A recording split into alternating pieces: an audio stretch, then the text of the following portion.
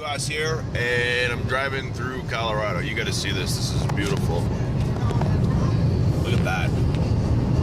About 60, maybe 70 miles away from the Texas border. Heading home, coming back from Denver and Boulder and all this other fun stuff. But I just wanted to share this view with you. It's amazing. I mean, amazing. Like, amazing.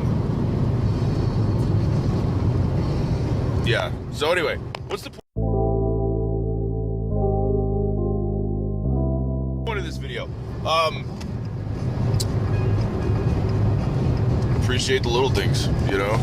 Appreciate the nature and the beauty of everything around you.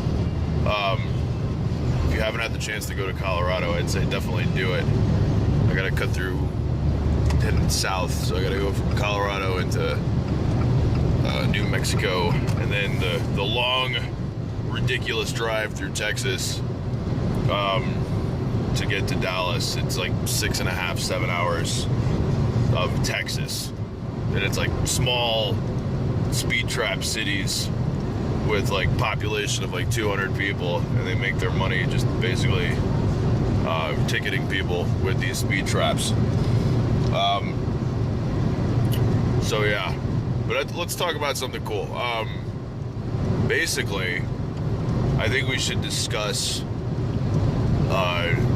You guys want to talk about marketing? You want to talk about sales, or do you want to? Let's talk about sales, right? So, because I already, I'm already filming. So in the last 3 weeks, I did about a little over, just about give or take, like $15,000 in sales, right? I went up to Denver to go sell some licensed Broncos Super Bowl stuff, and and I can tell you this: it's like, if you're selling sports pictures and sports memorabilia, Boulder's not the place to be. Just literally because everybody's stoned. Like, everybody's stoned. Everybody's stoned. It's really bizarre. It's an interesting kind of sociological experiment, I think. Especially coming from a city where, like, I mean, not to say that people don't smoke pot, but like, it's everywhere. It's dispensaries are insane. But yeah, you got to understand your market, and you got to understand your niche. And I'm going to talk, and I'm going to basically let you check this view out.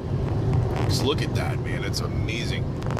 But yeah, you gotta understand your market. You gotta understand your niche, right? Because it's like when you're, as an artist, if you're creating art and you're selling your art, right?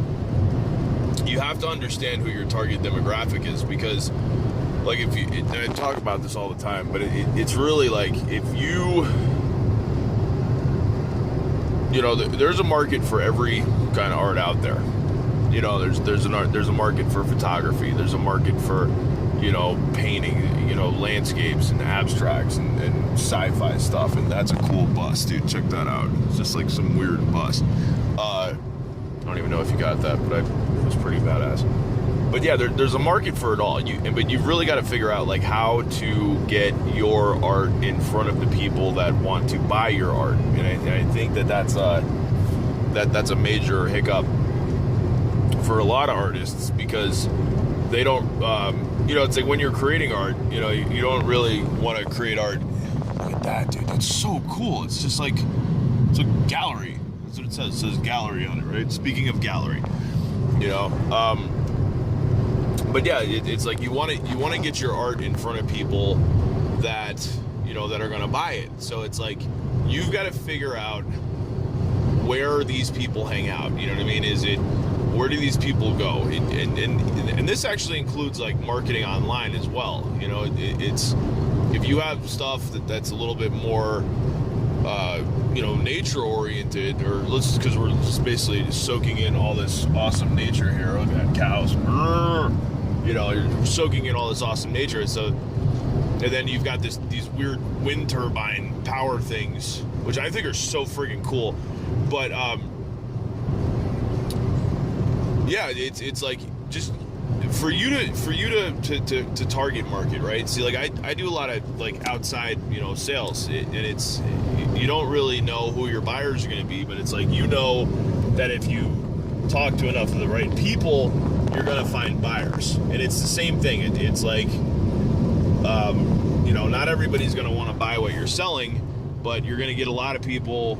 If you talk to enough people and you show your art off enough, you're going to find buyers and you're going to find people that are interested. So it's like, you don't really want to personalize it. You can't really get so caught up in, who's going to buy and what's, these things are so freaking cool. Who's going to buy or, don't get so wrapped up in the necessarily like the super duper details. It's basically, if you're selling stuff. My buddy Dave, and it's funny, I saw this literally in action. He's an artist. He's also a photographer, right? And he basically like prints out some of his photographs and numbers them and signs them and sells them to businesses, right? He basically goes like, he'll contact some property management companies and different, interior designers and things like that. And because they're like numbered limited edition prints, framed up, matted up, he can sell them in large sets, anywhere from 5 to 10 to 15, 20 piece sets. And and make a great living for himself. These cows, make a great living for himself just selling to businesses and people that are going to use the art either for their offices or for homes or for spec homes or for design jobs or things like that.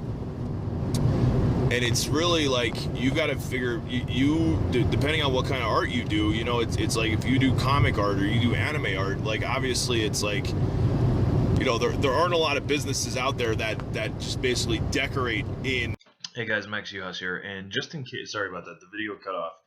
I was taking a whole lot of pictures and shooting a lot of videos while I was in Colorado, and I literally ran out of memory space on my phone. But I'm going to continue with what I was saying on that. So just in case you thought I was full of shit about what I've done in the last couple weeks, I'm just going to show you a little report here.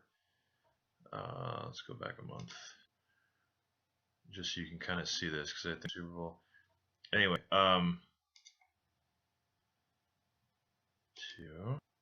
so I'm in my Square thing. Today is the 10th, right? So you can see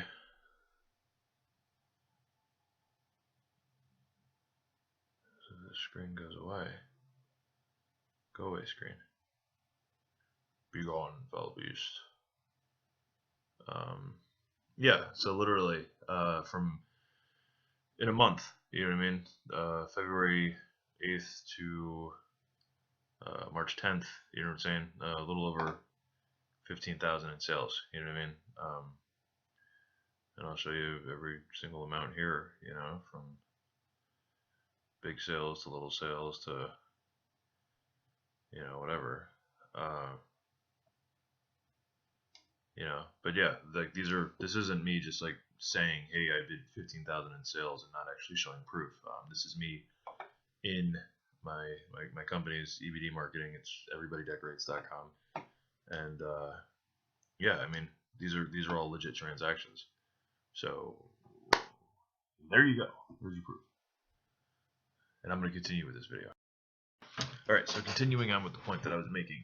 Basically, if you do any type of like anime or sci-fi work or whatever, you know what I mean? Like, you have to, once again, it just goes back to the point of figuring out your niche. There are conventions, you know what I mean? There are shows, there are places where you can sell what you want to sell, you know what I mean? But you have to understand who you're selling to and where these people are going to be.